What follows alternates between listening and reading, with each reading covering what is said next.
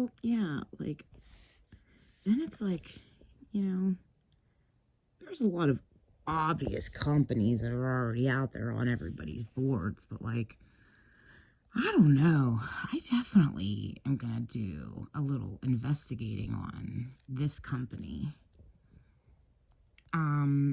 Because when I worked at the Bravo at the waterfront, that was the wildest, most toxic, hostile work environment I had ever seen. And I worked there with this lady who was like she was a recovering drug addict turned super devout Christian. And me and her were super, super, super cool. This woman, her 2 kids worked there too. They were like 18 and 19, a boy and a girl, super cool kids. And this chick was like, she'd be in the bathroom and shit, saying that she was receiving, information from Jesus and she hears the voice of Jesus all of the time. And her kids, like, came up to me before and were like, we're kind of fucking worried about her. Like, we're definitely kind of worried about her. And I'm like, well, I mean, how do you know that she's, like, not having some kind of a connection with Jesus? Like, how do you know? But I understand where you're coming from, because I started working there like right after my 202 stint, and I had been through so much and seen so many people in there saying the same shit and getting charged up for it. But I see people like her and Christians everywhere who go to church on Sunday and tell each other that they are all hearing the voices of Jesus, and it is fucking normal for them and okay for them, because they think they're hearing, messages from Jesus. And at the point where her kids brought up their concern about her, I'm sitting there going, what is the difference between the people getting fucked up in the nut ward and people like this out here living their best lives and daily hearing the voice of God or hearing the voice of Jesus, but until they have a mental breakdown,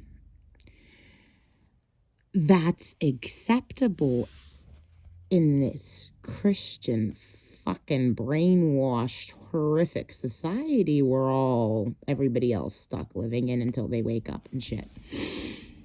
But me, her, and about 5 other people there were 100% convinced that there was some kind of a straight up fucking darkness within that building, which is probably why they cannot keep employees. Their employees are pulling guns on each other type shit. Like, customers and managers are screaming at each other. Every executive chef, every sous chef, everybody quits that place of all of the Bravos in the Pittsburgh area. This one at the waterfront is like the bad child of them all. Like, none of the other Bravos can stand this Bravo because it is so fucked up. It's down in West Homestead at the waterfront, which is full of negativity and, for sure, portal systems brewing and siphoning energy, because it was specific. Every single fucking person in that place was convinced that if there was some kind of a darkness in there, it was specifically located in the corner where our pot machine area wall met this private little room inside of there where most of the wakes take place that go on there. They're in this little room, right? So then I'm coming from my last job. Buca da Beppo, right?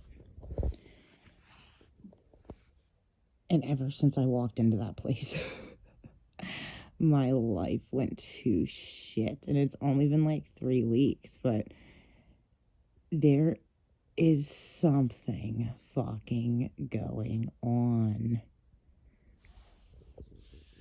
with this company. And I wonder if all of the other employees of any of these other places feel the same way. Hello? Guys. Must have been Oscar. I wonder how, because I know everybody, this entire fucking crew, oh yeah, they're telling you right now, this place is the most fucked up thing ever. Everybody that's ever been there. This crew?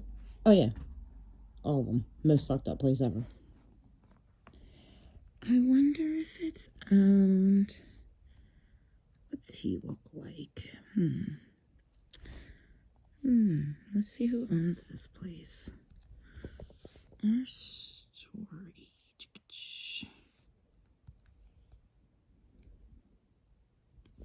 You know what? This is how easy it is. Robert Earl, owner. Okay. Robert Earl, CEO, religious affiliation.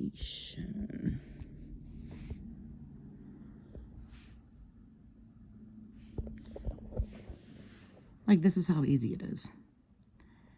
12 key facts. What the fuck are you?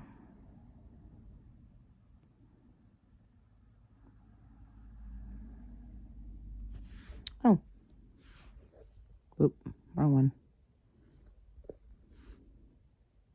Oh, wow. What a shocker. What a shocker.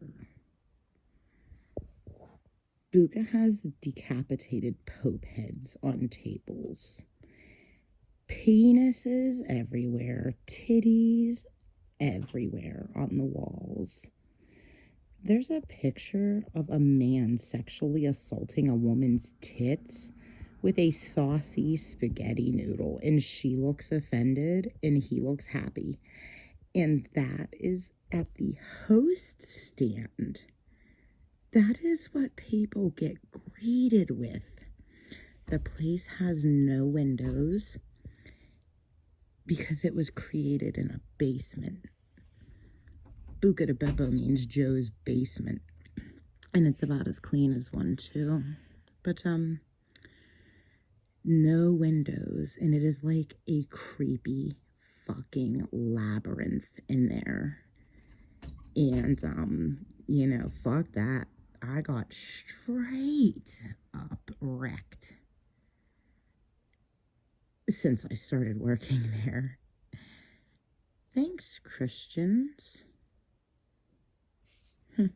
That's very interesting. Yeah, I'm gonna do some research on this company, because this company seems pretty fucking gnarly. From being boots on the ground within a couple of their dwellings.